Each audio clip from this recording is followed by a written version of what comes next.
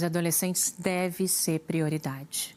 E o Senado aprovou nesta última semana um projeto que aumenta as penas de crimes de violência sexual contra crianças e adolescentes na internet. Na frente do computador ou no celular, crianças e adolescentes ficam mais vulneráveis e acessíveis a abordagens de criminosos. Quem se aproveita dessa fragilidade para fazer ou divulgar imagens abusivas desses menores vai ser punido com mais rigor. É o que propõe o projeto aprovado pelos senadores em regime de urgência. O texto prevê que a pena para quem produz, reproduz, fotografa, filma ou vende conteúdo de violência sexual contra criança ou adolescente vai passar de 4 a 8 anos de prisão para até 10 anos, além de multa. A punição aumenta em 1/3 se a venda ou exposição for feita na internet ou nas redes sociais. Hoje, quem compra ou armazena esse tipo de material pega de 1 a 4 anos de prisão. O projeto aumenta essa pena para 3 até 6 anos de reclusão, além de pagar multa. As penas poderão ser ainda maiores. Podem ser aumentadas em até 2/3 se o criminoso oferecer algum tipo de vantagem à vítima, como dinheiro ou presente.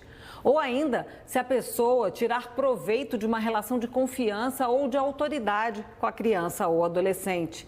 E ainda pode ficar maior se for utilizada a inteligência artificial para fazer uma montagem. O projeto classifica diversos crimes de violência sexual contra crianças e adolescentes como hediondos, o que proíbe ou dificulta a concessão de benefícios ao condenado, como o pagamento de fiança. Para o relator, os números crescentes de crimes cometidos em ambiente digital mostram que as atuais penas não são suficientes para prevenir e punir abuso e exploração de vítimas vulneráveis.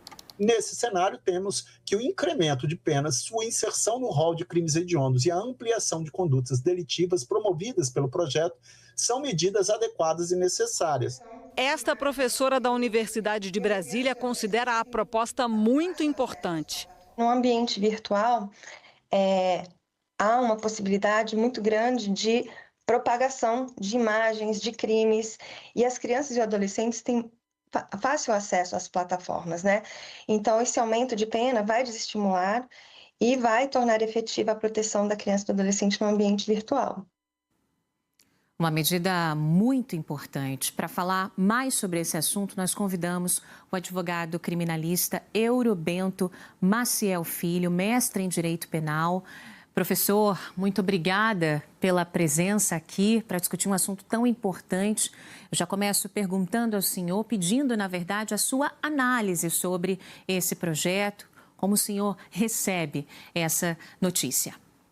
Bom dia, obrigado aqui pelo convite. Eu realmente li o projeto e confesso que fiquei até espantado com o teor positivo, né? O conhecimento técnico, o teor apurado que foi colocado aqui no papel. Espero que esse projeto seja sancionado, né? Porque a nossa legislação, até agora, até hoje, porque ainda o projeto não virou lei, vamos dizer assim, mas pelo menos a nossa legislação ela realmente estava um pouco defasada, se comparada com outras legislações semelhantes, sobretudo a dos Estados Unidos e da Inglaterra, que são, vamos dizer, no âmbito mundial, assim, os países que têm legislações mais avançadas nesse tipo de punição.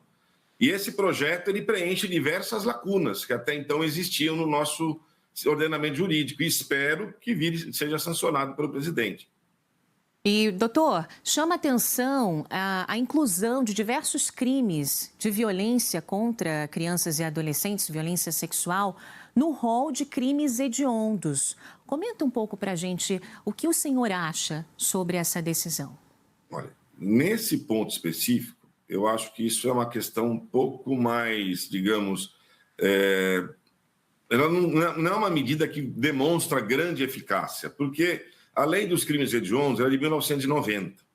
Quando ela foi publicada, ela trazia no bojo dos seus artigos, né, ali diversas situações, como a proibição de progressão de regime, a proibição da liberdade provisória de forma geral e irrestrita. E essa lei ela foi sendo, de certa forma, demolida pelo Supremo desde então, desde 90. Hoje já se admite progressão de regime, embora num patamar mais alto, né, no que diz respeito ao tempo de cumprimento de pena para se progredir do regime, mas já se permite, antes não se permitia. Liberdade provisória também admitida. Então, muito do que de rigor que existia na lei original dos crimes hediondos, né, quando publicada em 90, ela foi perdendo um pouco essa força. Eu, particularmente, eu sou meio refratário a essa ideia de o crime é hediondo, então logo teremos uma justiça mais efetiva. Não, para mim isso é uma coisa muito mais, usando o jargão popular, para jogar para a galera do que propriamente uma efetividade jurídica. Mas ok, está lá, vamos colocar na lei dos crimes hediondos, mas isso não vai tornar necessariamente a conduta mais ou menos grave. Traz lá algumas dificuldades para alguém que se vê enredado, acusado por um crime desse tipo. Mas não é a mesma coisa que era em 1990. E na prática, então, o que muda em relação à legislação atual? Aí sim, teremos várias mudanças importantes, né? Esses crimes, a grande maioria desses crimes que estão sofrendo alteração, vamos dizer assim, pelo projeto, caso seja aprovado, esses crimes já existiam no nosso ordenamento jurídico. Nós tínhamos a proibição de publicar, de postar, de divulgar, de vender, de realizar, filmar. Até aí, ok, nós tínhamos. As penas talvez até estavam um pouco defasadas de fato, então elas foram aumentadas. Mas o que realmente merece um destaque, e acho que é o principal ponto positivo de todo o projeto, é justamente a previsão expressa de que agora teremos também crimes, consideraremos crimes, o uso, por exemplo, de inteligência artificial, a prática, às vezes, que lamentavelmente é comum em situações como essas, do agente, do cidadão, do criminoso, se passar por criança por meio de inteligência artificial, né, simulando a voz, simulando ser criança, para atrair outras crianças. Então, tudo isso está agora expressamente previsto na lei, e isso é o grande avanço.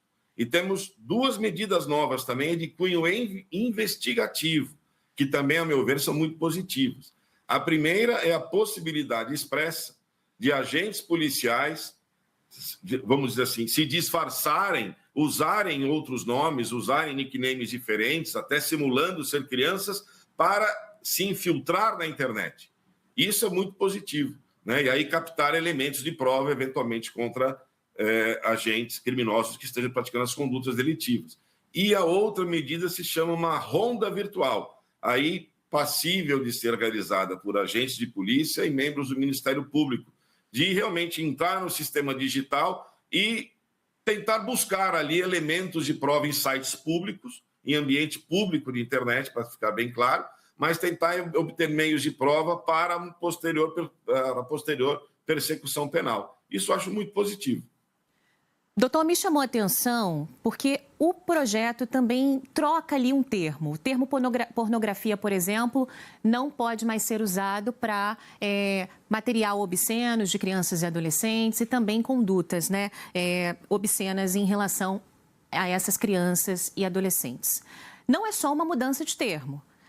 Fala muito mais, acredito, essa troca, né? Explica para a gente o que na prática isso significa. Nas razões, né, do projeto, do porquê isso foi alterado, e também é um ponto que eu concordo, né?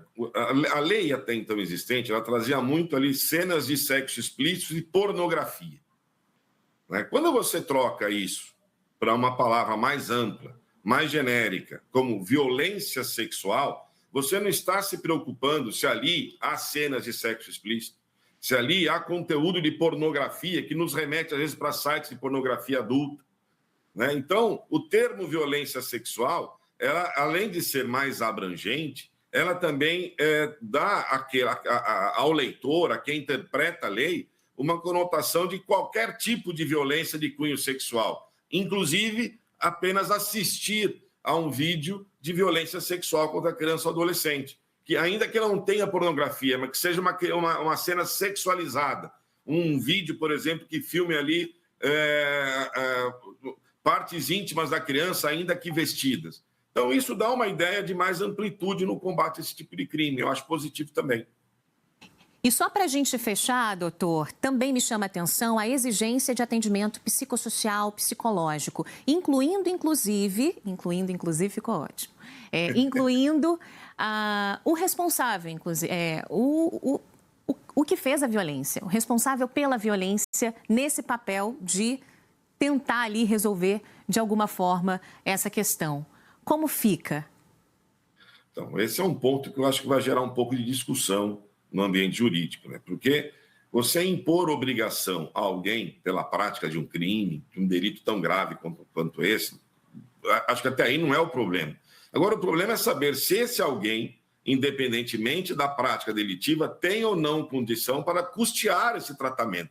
A lei realmente coloca, no primeiro momento, que essa criança, esse adolescente, vítima de qualquer crime praticado no âmbito da lei, né, dessas questões sexuais pela internet, etc., ela tem realmente direito a atendimento médico, inclusive pelo SUS. Aí, ok, está na lei, acho positivo, mas coloca no colo do autor, no colo do agente, a obrigação de custear o tratamento. Também não acho errado. Há outros países espalhados pelo mundo que adotam técnicas semelhantes. Só acho que poderia ser inserido no texto algo como salvo impossibilidade de fazê-lo, né? Salvo comprovada impossibilidade de fazê-lo. Porque às vezes a pessoa não tem mínima condição financeira para arcar com esse tipo de tratamento. Ela vai pagar com a sua liberdade pelo crime que ela cometeu. Mas daí a pagar, sob o aspecto financeiro, um tratamento, se ela não pode realizá-lo, eu acho que isso poderia talvez ser pensado também. Senão a gente fica depois enxugando o gelo. Aí vai o Estado processar essa pessoa que não tem como pagar, gastando mais dinheiro do Estado para processar. Então, poderia talvez ser tentado ali colocar uma ressalva nesse ponto específico. Mas não tenho nada contra essa medida, acho positiva também. Maravilha, doutor Eurobento Maciel, muitíssimo obrigada pela sua presença aqui no Edição das 10 da Globo News. Ótimo dia para o senhor, foi super esclarecedora a entrevista. Eu que agradeço, sempre à disposição, muito obrigado, bom domingo a todos. Lembrando que esse projeto de lei ainda vai passar por sanção presidencial. Bom, intervalo